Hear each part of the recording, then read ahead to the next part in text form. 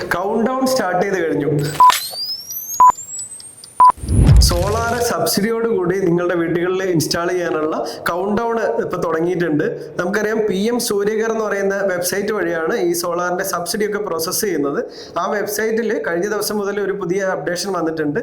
ഈ പദ്ധതി 2027 March 31 close ചെയ്യും എന്നുള്ളതാണ് അതിൽ കൊടുത്തിരിക്കുന്നത്.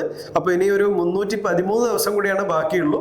നിങ്ങൾ എപ്പോഴെങ്കിലുമൊക്കെ സോളാർ ചെയ്യാൻ പ്ലാൻ ചെയ്തിട്ടുണ്ടെങ്കിൽ ആ തീരുമാനം എത്രയും പെട്ടെന്ന് എടുക്കുന്നതായിരിക്കും നല്ലത്. ആ വെബ്സൈറ്റിൽ വേറെയും ചില ഡീറ്റെയിൽസ് കൊടുത്തിട്ടുണ്ട്.